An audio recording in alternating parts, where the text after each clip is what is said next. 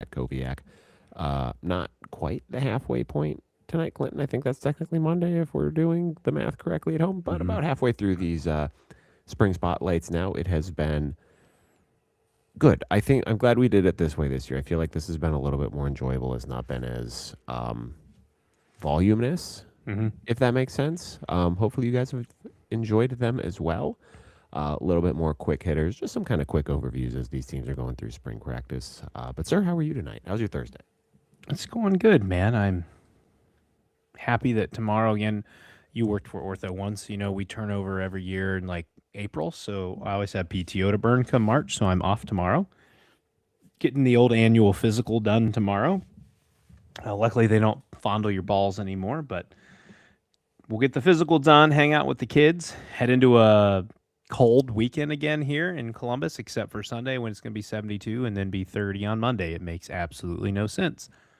But man, it's March Madness time. I'm pumped. I got to start sending out my reminder emails for everybody to join the bracket challenge, which is always overwhelming. But again, those who join, it will only be $10 again this year. So everybody hop in. Let's have some fun. Let's try to get this damn thing up to 100 people at some point. And as Ryan mentioned, yes, I'm enjoying how we're doing these so far this year.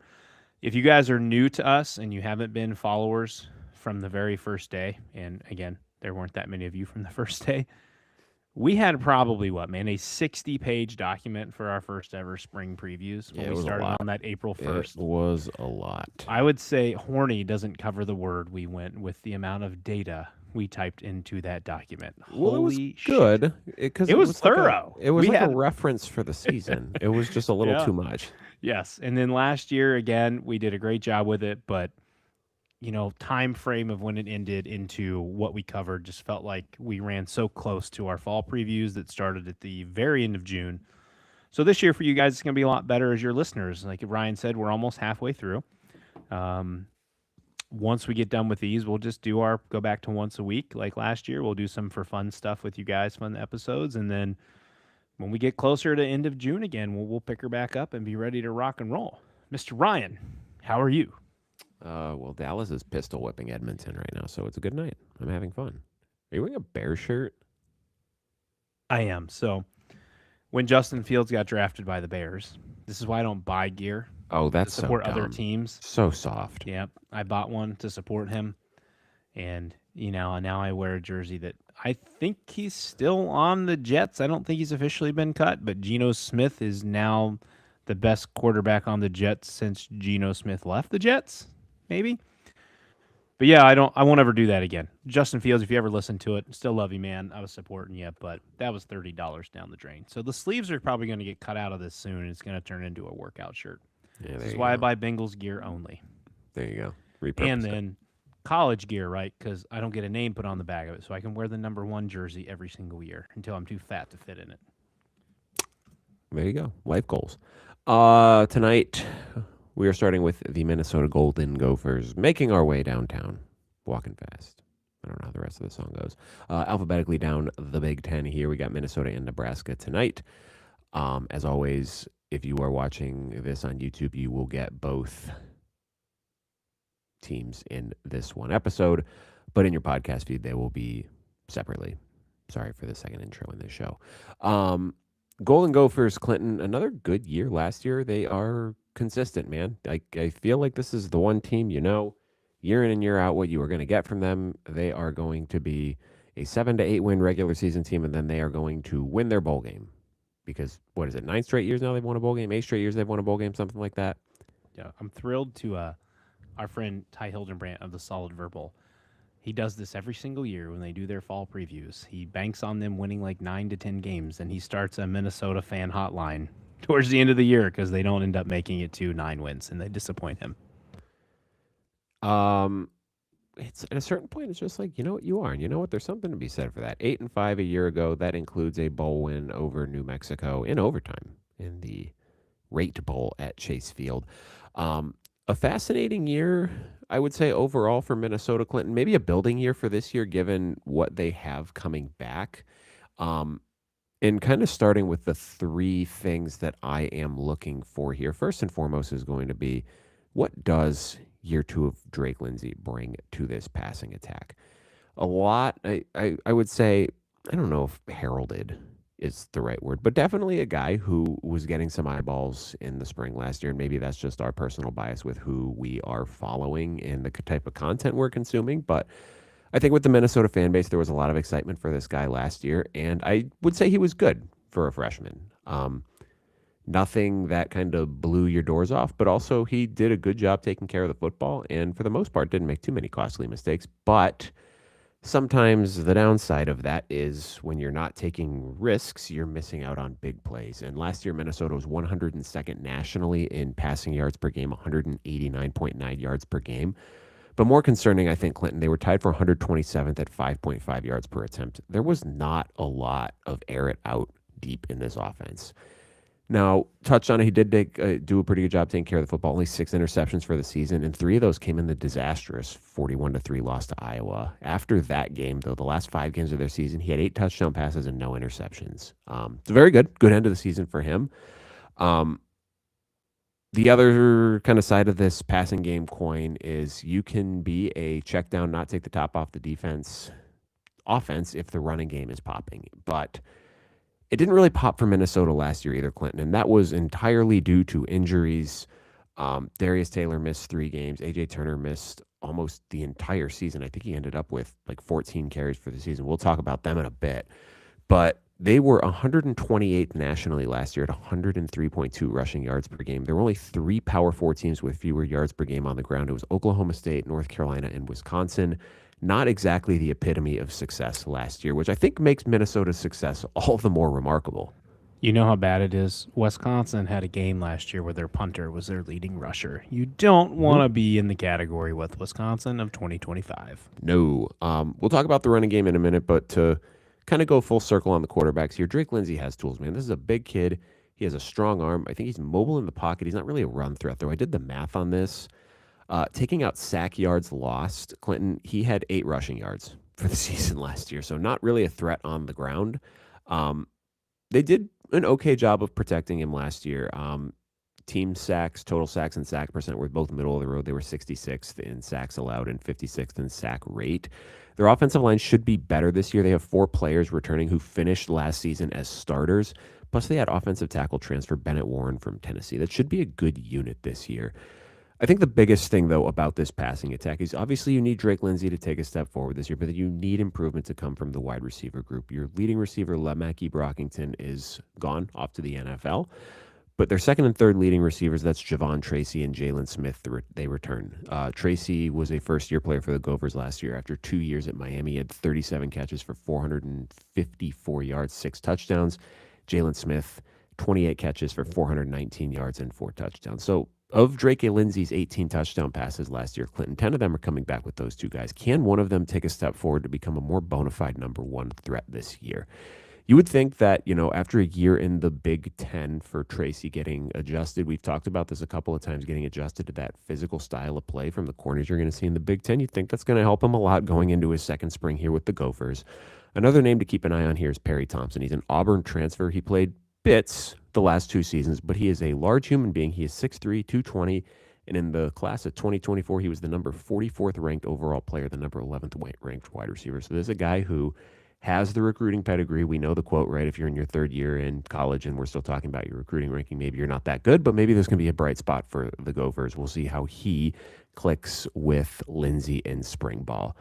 One more point on the receiver group, though, Clinton, and this is not to disrespect the kid at all, but maybe ending the Coy Parrish vanity wide receiver project is going to be addition by subtraction, because that clearly was not working last year, and now you don't have to worry about it because he's not on the team anymore.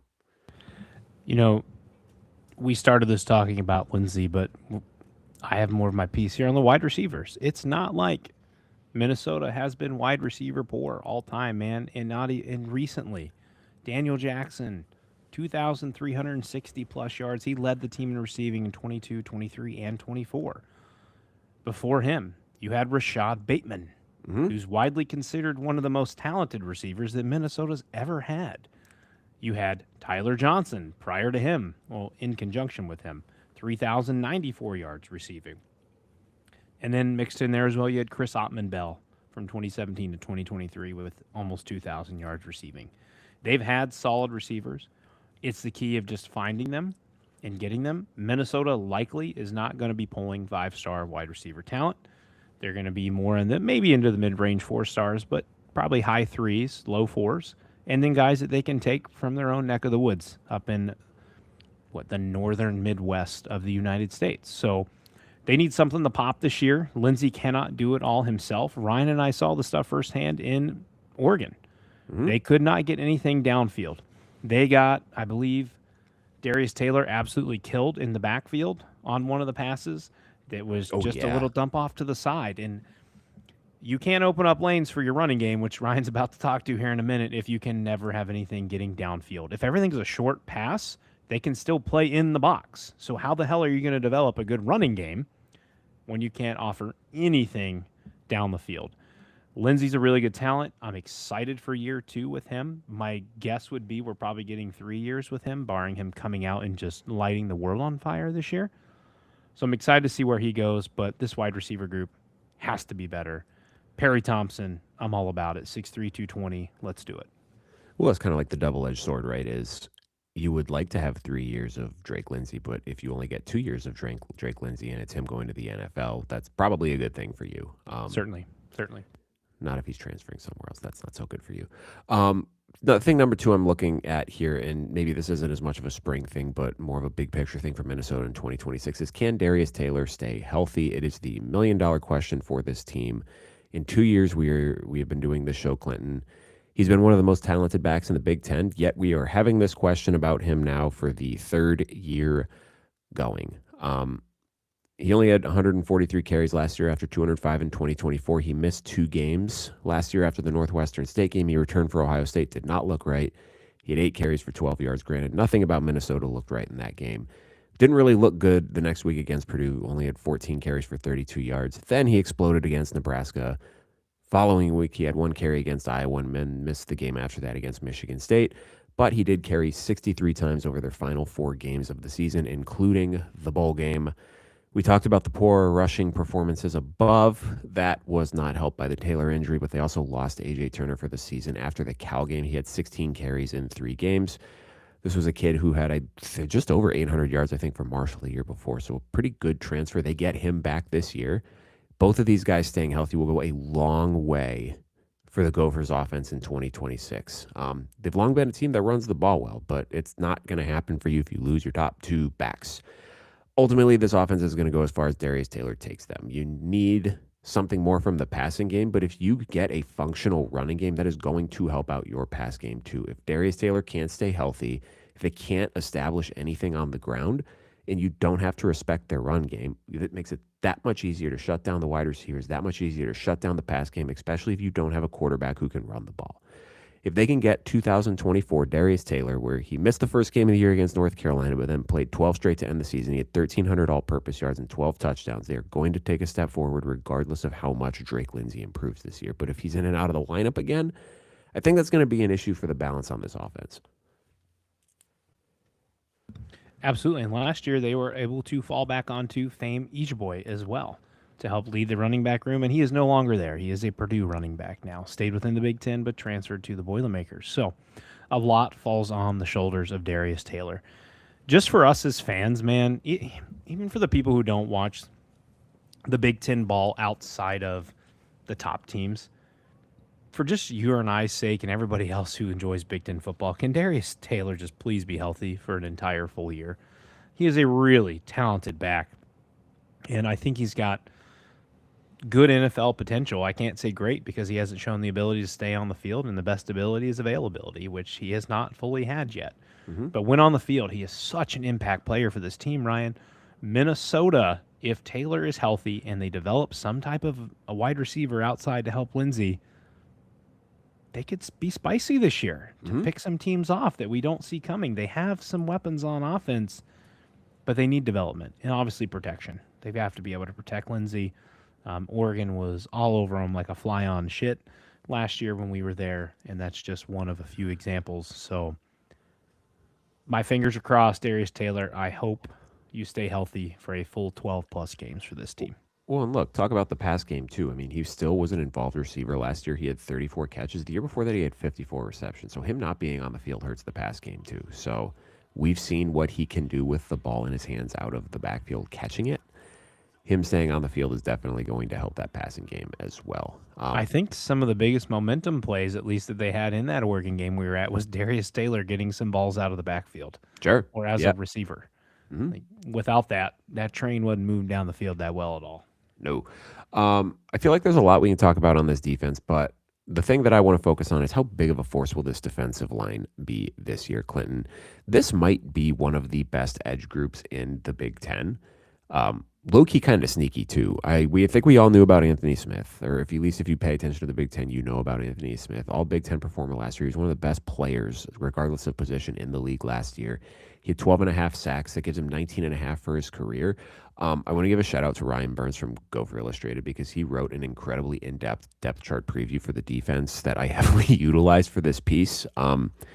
If you are a Gopher fan and you're not reading his work, or if you just want to read more about the Gophers, you should be following him because a lot of this comes from him here. It was the first double-digit sack season for a Minnesota player since Willie Van de Steeg in 2009. The Minnesota record for sacks in a career is 29, set by Karan Riley.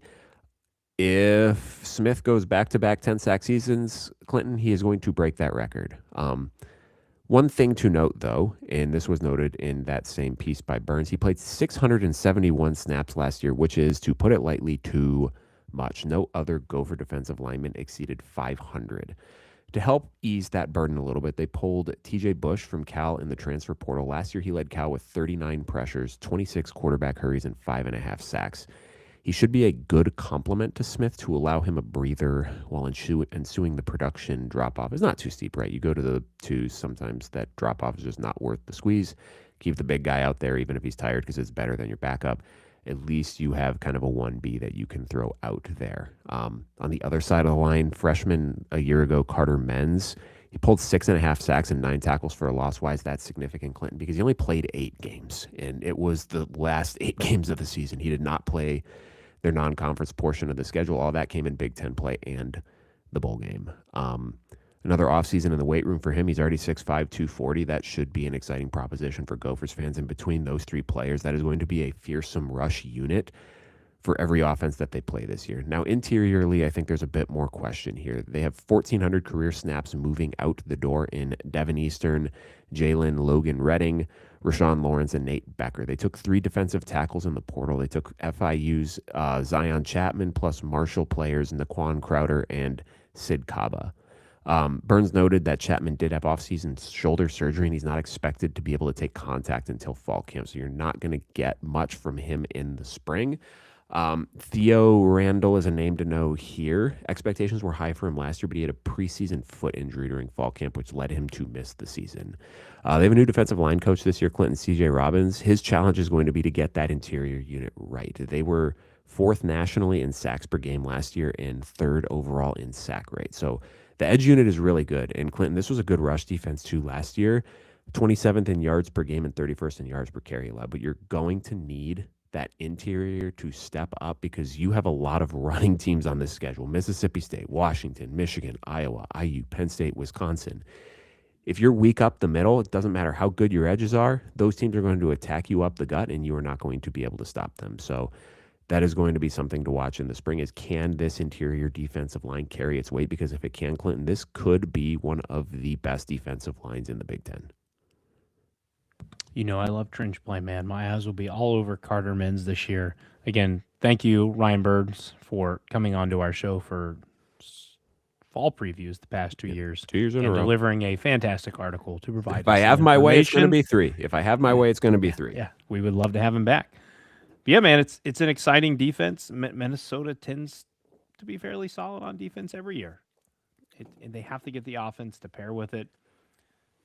We've talked about this a couple times in the spring previews. If your DTs get blown off the ball, guess where they're going, and guess where the offensive linemen are going? Up to your next level, to your linebackers. And then the running back's going, and now he just has a safety in open space, and that's a problem.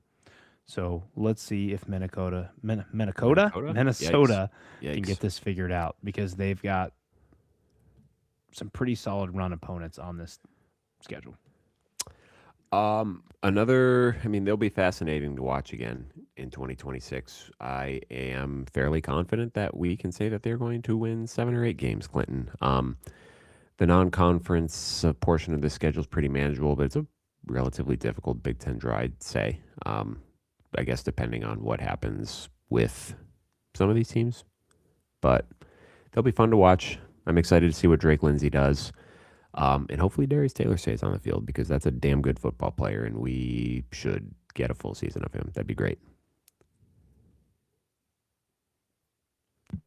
Amen. Thanks for the peanut gallery there. Amen. Thank you, everyone, for listening to our Minnesota episode here. Next up, we have Nebraska, the Cornhuskers. In year 3 of Matt Rule, Clinton, it was supposed to be the rule of threes for the Matt Rule teams. They were supposed to take a step forward, and maybe they would have. Maybe they would have. It's hard to say what would have happened towards the end of the season if Dylan Raiola stayed healthy. But much like the first 2 years of the Matt Rule era, they could not finish. They end up losing, Clinton, 4 of their last 5 games after Dylan Raiola gets hurt, including an evisceration by a pretty damn good Utah team in the bowl game, 44-22 in the Las Vegas Bowl. And there's going to be a lot of change with this team in 2026. Clinton, I will let you get into it here, my friend. Nebraska, I'm sorry you have problems finishing. That is not a problem I've ever had. So, anyways, now we dive into the Cornhuskers. He's got 3 kids. We all know. That's right. I'm just going to stop there. Anyways, a lot new for the Nebraska Cornhuskers this year, and where I wanted to start tonight is on defense. Nebraska, known as the Black Shirts, typically pretty stout on defense. We'll hit some stats here in a few seconds, but Rob Aurich now enters as the new Husker defensive coordinator. He joins them as their DC after spending his past 3 seasons with San Diego State, where he was the defensive ends coach in 2024, then the DC and linebacker coach in 2025. In his first year as an FBS defensive coordinator, Aurich helped helped lead the San Diego State defense in the country and set a Mountain West Conference record with 3 shutouts by holding 8 of its 12 regular season opponents to 10 or fewer points. During the regular season, when Aurich was in charge of the D, San Diego State ranked top 10 nationally in 10 categories. That is fantastic, no matter what conference you play in. Mm-hmm. And then by the end of the regular season, San Diego State owned the 5th best scoring defense in Mountain West history and the top scoring defense at San Diego State since, let's go way back to 1976. Fantastic year for the Aztecs. Fantastic proof that Aurich can come in here and have an effect in Nebraska. I was reading over some interviews that he did prior to spring practices beginning, and he described his defense as a split field, split safety defense. Noting that they will be majoring in quarters D and a cover 7/bracket variations. He also mentioned that you're going to see them use a variety of coverage variations of their look, and they'll come out and look more like a 4-2-5 personnel. They want to be simple pre-snap, but multiple post-snap. To help ease the transition of bringing in a new defense, he brought in some guys that he has coached with before, being Roy Manning, Corey Brown, and Tyler Yelk. Again, as I said, he hopes continuity in the staff can help the defensive players adjust a little more quickly. We'll get to that here shortly here. Then another thing I noticed in here, man, that he is continually using the term tunnel of execution.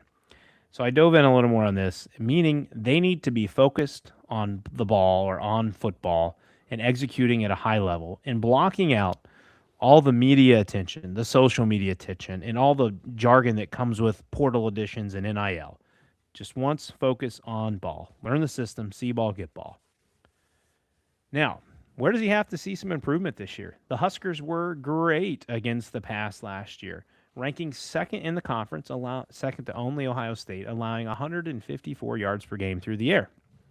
But the one piece that they consistently struggled with almost every game was stopping the run, giving up 175.4 yards per game, which made them 5th worst in the Big Ten. They were almost 4th worst in the Big Ten, but Maryland beat them out by just a point few yards, I think by 0.5 yards maybe.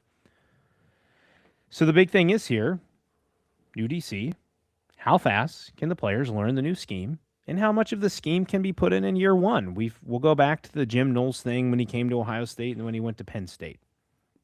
Depending on how diverse the scheme can be and how much the coordinator wants to put in, can they get a lot of it in for spring to flip this defense, especially the run defense, in year one with Aurich at the helm?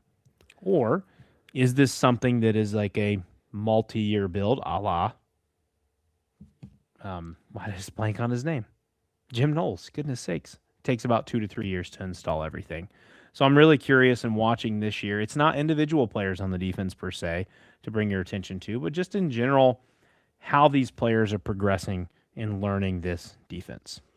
It's kind of jarring to hear that there were 4 worse teams than Nebraska stopping the run in 2024 in the Big Ten. I did not realize that. I mean, think back to the Michigan game. What couldn't they stop? At home. Nope. Couldn't do it. And they could have had a chance to win the game, but they couldn't stop the run. But to talk about players with this game, he brings in linebacker Owen Chambliss and safety Dwayne McDougal from San Diego State, who should know his system pretty well. Chambliss, a sophomore last year, he had 109 total tackles, 4 sacks, and an interception. And then McDougal had 51 tackles and 4 interceptions on the back end. So that's good experience to have, bringing in guys who know what your system is and who can kind of help the guys who are already there with the terminology, with, run fits, things of that nature, which hopefully will help ease the transition, right? You get a couple coaches on the field, should certainly help with that. And then we take a little turn over to the offense. This was probably the story I should have led with, but I wanted to keep you all building for the second one here. There's a new sheriff in town. Dylan Raiola, no longer with the Huskers. Kind of feels like he left him a little high and dry. He is now heading out west all the way to Eugene, Oregon, to sit behind Dante Moore for 1 season. Positive note, the Huskers also do return 4-game starter DJ Lateef. But the presumed favorite is Anthony Calandria, whom the Huskers brought in from the Mountain West, UNLV. He was the Mountain West Player of the Year. He has 3 years of starting experience, Ryan, 2 at Virginia, and 1 at UNLV. In his 2 years at Virginia, he had a bit of an interception issue, having a 26 to 20 TD to interception ratio. Now, grace be given to him in year 1. He was a freshman. I believe he started 8 games. Tough spot to step into at a P4 level. However, we did see an improvement last season where he got that ratio to 23 to 9. He threw for 3,459 yards and nearly had a 66% completion percentage, which is a career best for him. The other thing that's really important here for Calandria is that he boasts a rushing ability. He ran for 649 yards on 127 attempts last year, contributing an additional 10 touchdowns for the Runnin' Rebels offense. If you want to do a quick size comparison, we look at Calandria here, 6 foot, 205.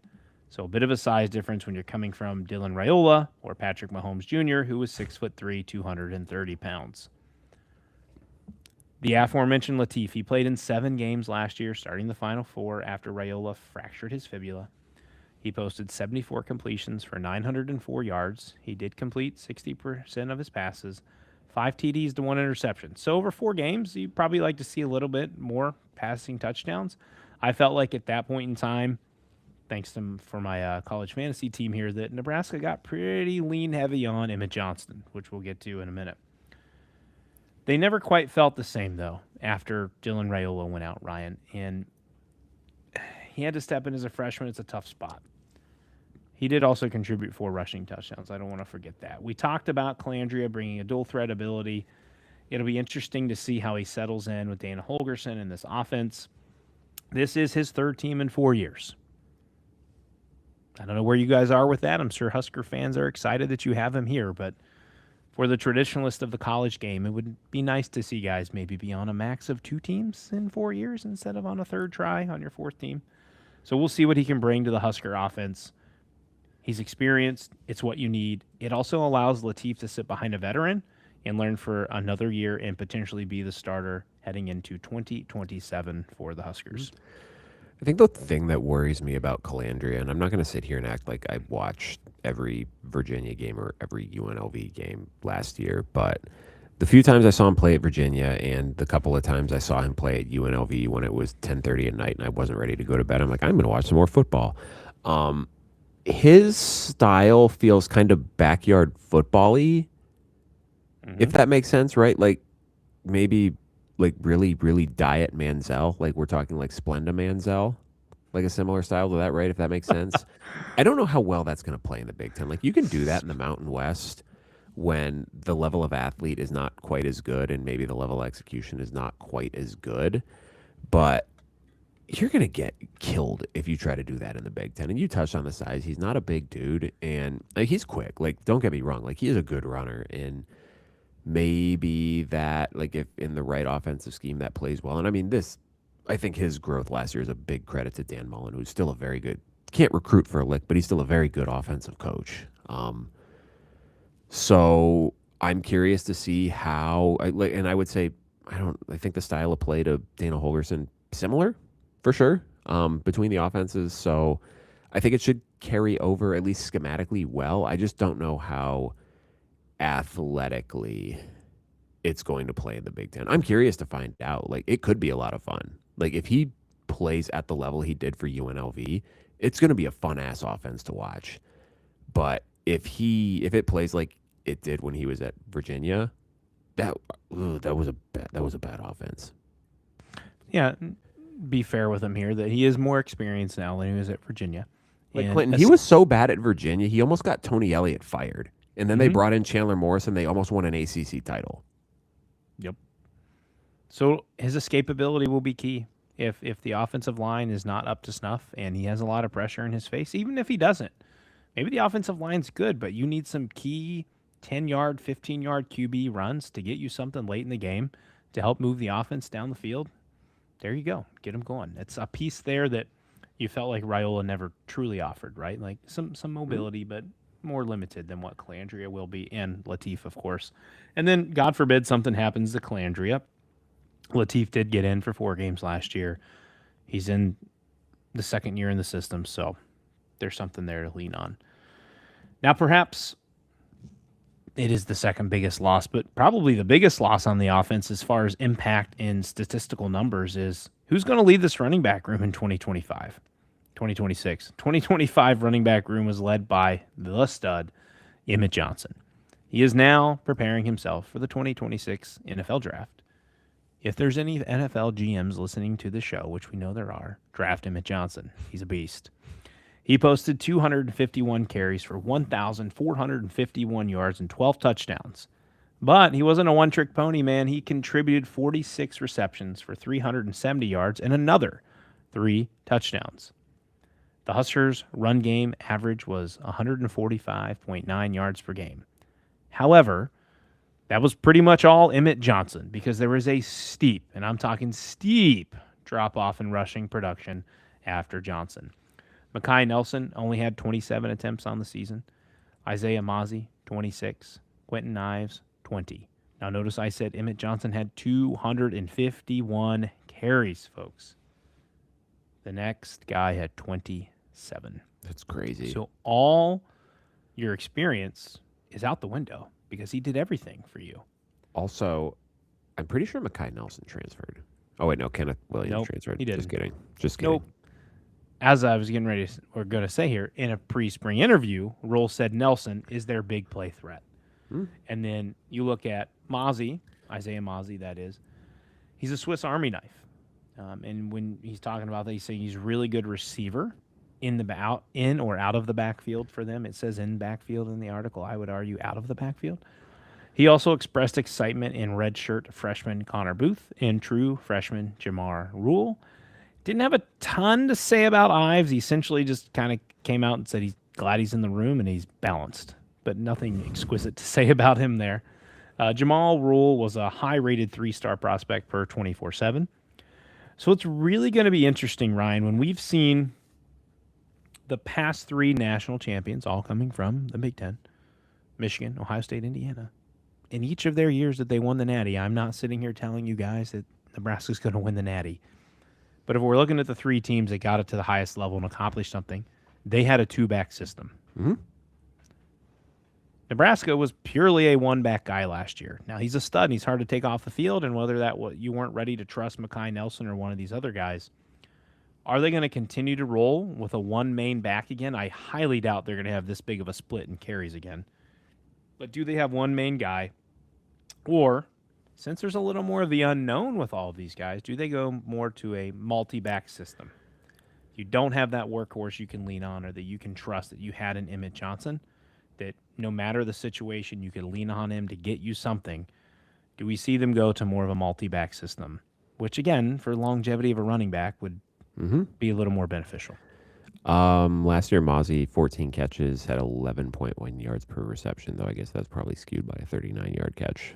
So a threat out of the backfield for sure. That's a good number for a running back. But I don't know how many successful teams have we seen the last 5 to 7 years that have been truly one-back teams. I know we've had examples of really successful one-back players, but those teams in general, right, we're talking 9-4, 8-5 type teams. I can't think of one off the top of my head where it was a team that made a deep playoff run with just a one back. Probably, if I think back 2 years ago, Tennessee was pretty reliant on one back. The year they made the playoff to go against Ohio State. Dylan Sampson did a lot for them. Yeah, well, how'd that go for him? He got hurt the fucking I was going to say, third it play didn't of the help, game. right? You finally get to your 13th game. Let's say you're in a conference title game, if they still exist down the road, and now you're in your 14th game. That's a lot on one guy to handle. I think the best thing for college football, and you see it in the NFL, is moving to a two-back system to lean on. Looking at their schedule, man, it's a favorable start. You get that big, bad red-white spring game, March 28th. I'm just kidding. They do open the season with the Ohio Bobcats in Lincoln Memorial Stadium. Sorry, Rob. I don't know if you're going to check this episode out. We love you, man, but go Bobcats. I hope we kick Nebraska's ass. Then they get Ryan's undergrad alma mater, the Bowling Green Falcons. What a fucking barn burner, man. It's going to be really hard for Nebraska. They are trying to do the Rutgers MAC championship. Good God. Yeah. Have Nebraska some shame. will be 0-2 to start the season next year. Have some shame. Then, week 3, they get the North Dakota, not State Bison, but the North Dakota Fighting Hawks. Oh, if there's an ice rink out on the football field, they are screwed. Well, you should easily be 3-0. But looking at their schedule, I mean, buddy, we're talking getting to October 10th against the Hoosiers at home, mind you. 5-0. You're going to Michigan State. We'll see what Pat Fitzgerald gets Michigan State to. But if you had to ask me right now, I'd probably say Nebraska's the favorite.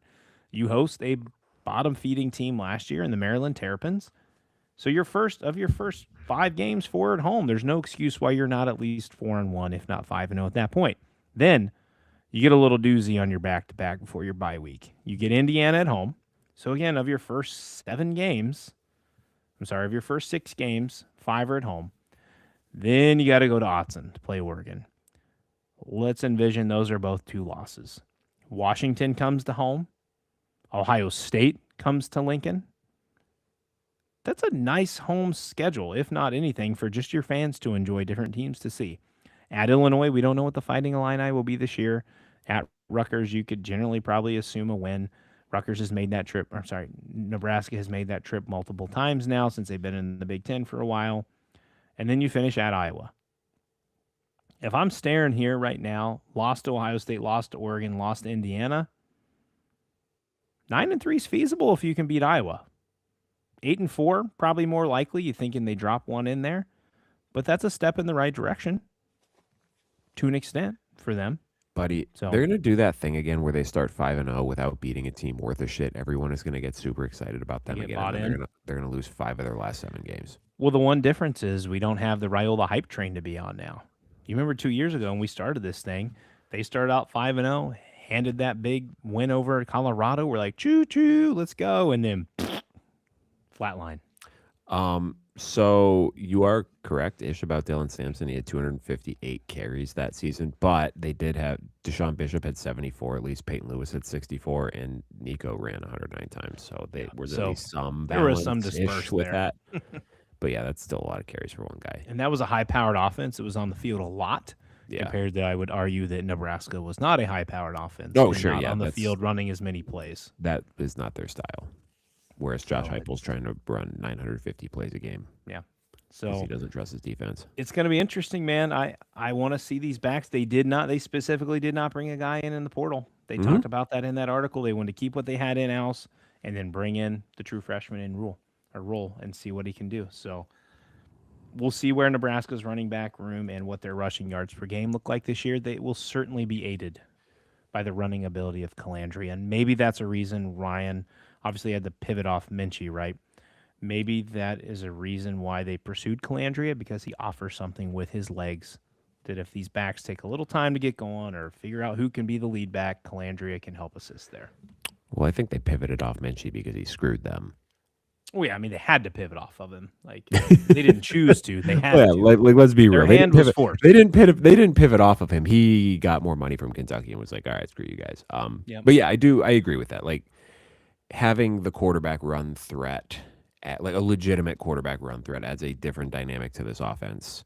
That I think with some of the more successful Dana Holgerson offenses, and I mean now we're going back like 10 years, but I think that's been kind of a hallmark of it. And I could be wrong on that. And if I'm wrong on it, someone can tell me. I don't read the Twitter account anyway, so I won't see it. But yeah, it'll be good. It'll be a fun team to watch this year. I'm curious to see with this team just what success is, right? And I'm sure we'll talk a little bit about that when we get into the summer, but last year was supposed to be the year you stepped forward and a lot went out the door for you. So is it just keep making bowl games, stacking bowl games, keep building talent in the portal and recruiting classes, or does there need to be a big tangible step forward this year? I don't know what the answer to that is, but curious to find out. It'll be fun. It'll be interesting for sure. Roll's sitting on that extension, so Well, yeah, you can't get rid of him. you're certainly happy with him Give one him way up. or another. Well, I don't know if they're happy with him. I think they might have panicked a little bit, but that's neither here nor there. Anyway, that is all for today. Thank you, everyone, for tuning in once again as we talk Nebraska and Minnesota. We will be back on Monday next week. The Northwestern Wildcats and the Ohio State Buckeyes. Clinton's favorite episode of the year. Should be another fun Northwestern one. Wildcats and Chip Kelly. He's a national champion. That is actually they are going to be an interesting. And team. Aiden Childs. I'm excited to hear what information you come across with, Elliot or Ryan. Sorry, I just called you my son's name. Yeah, all right, it's time to leave. Thank you, everyone, Clinton's for bedtime. tuning in. Clinton's going to bed. Put him below the ground. Have a good weekend, everyone.